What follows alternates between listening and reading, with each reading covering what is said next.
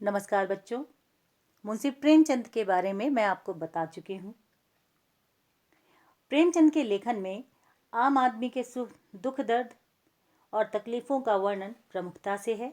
उनकी रचनाओं में समाज सुधार और राष्ट्रीय चेतना की प्रमुखता के साथ जीवन के आदर्श और सच्चाई की प्रस्तुति है और सामाजिक बुराइयों पर चोट भी।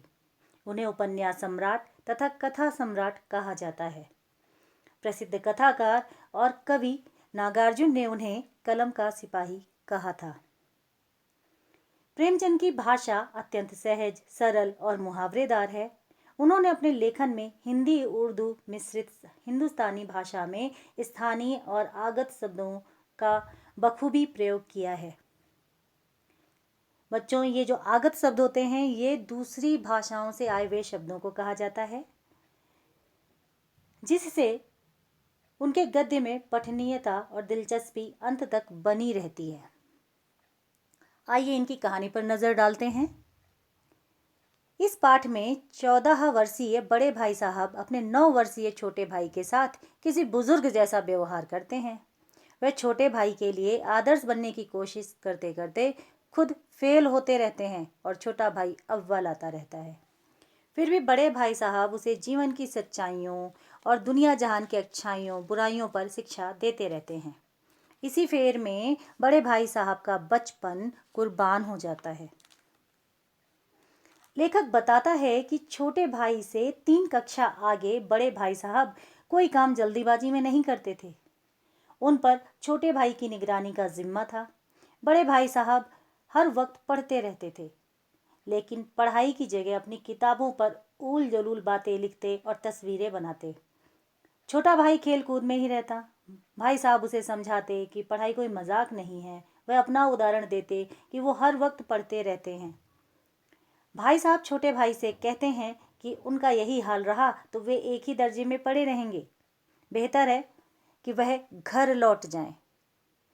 बड़े भाई साहब छोटे भाई को सदैव डांटते फटकारते रहते। लेखक बताता है कि बड़े भाई साहब की लताड़ पर छोटा भाई निराश होकर घर लौटने की बात सोचता।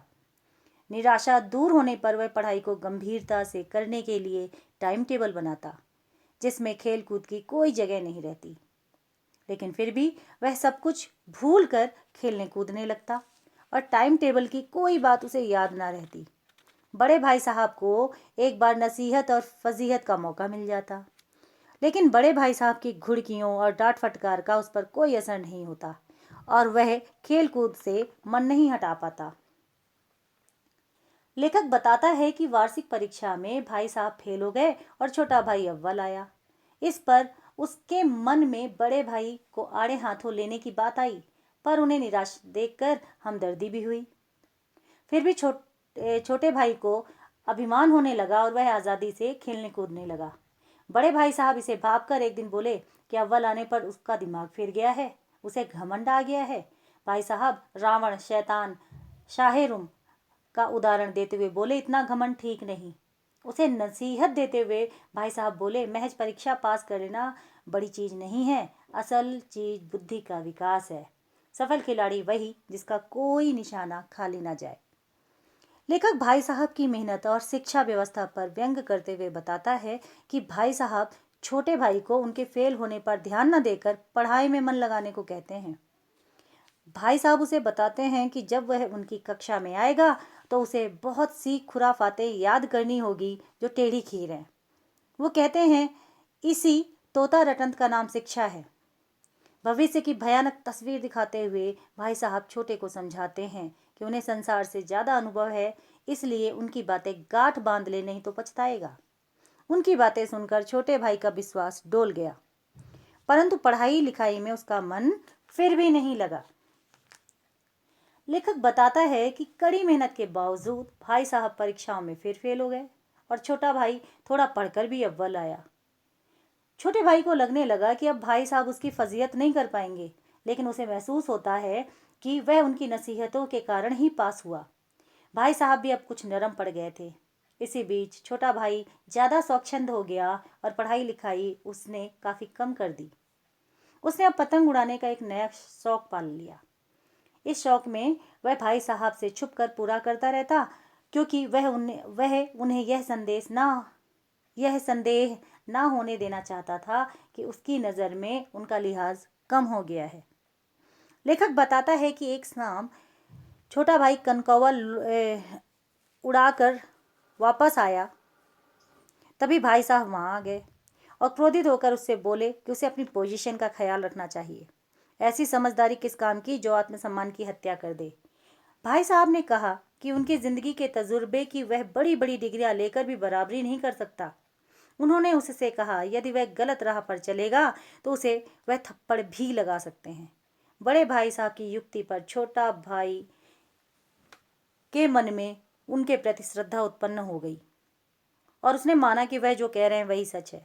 छोटे भाई की आंख खुलने पर भाई साहब उसे गले लगाते हुए कहते हैं कि उनके भी मन में यह सब करने का मन होता है, पर यदि वह ऐसा करेंगे तो उनकी रक्षा कौन करेगा। तभी अचानक एक कटी पतंग वहां से गुजरती है और भाई साहब उछलकर उसे लूट लेते हैं और हॉस्टल की ओर दोनों भाई बेतहासा दौड़ पड़ते हैं। बच्चों, बड़े भाई साहब नामक यह पाठ जीवन के कई आयामों को एक साथ छूता है। पाठ के कई स्थलों में स्वतः ही उद्देश्य का स्पष्टीकरण होता है, जैसे पढ़ाई और खेल कूद साथ साथ चल सकते हैं क्योंकि दोनों से ही विद्यार्थियों का शारीरिक और मानसिक विकास होता है। जीवन से प्राप्त अनुभव किताबी ज्ञान से अधिक महत्वपूर्ण होते हैं। अतः रटंत प्रणाली का हमें खंडन करना चाहिए क्योंकि परीक्षा पास कर लेने से ही योग्यता नहीं आ जाती। अगर हम उम्र में बड़े हैं तो हमें छोटों के समक्ष अपनी आदर्श स्थिति को बनाए रखने के लिए अक्सर अपनी इच्छाओं को तिरोहित करना पड़ता है। जैसे इस पाठ में बड़े भाई साहब ने अपने छोटे भाई के लिए एक उदाहरण का रूप रखने के लिए अपनी सभी बाल सुलभ चेष्टाओं को मन में दबा दिया। इसके अतिरिक्त विभिन्न उदाहरण द्वारा लेखक ने स्पष्ट किया कि व्यक्ति को कभी घमंड नहीं करना चाहिए। सभी बच्चे किताब से इस पाठ को पढ़ लेंगे। जिनके पास किताबें उपलब्ध नहीं हैं वो NCERT से डाउनलोड करके पूरा पाठ पढ़ें। इसके प्रश्न उत्तर और इसकी एक्सरसाइजेस सारी की सारी मैं जल्दी ही भेजती हूँ। तब तक के लिए नमस्कार।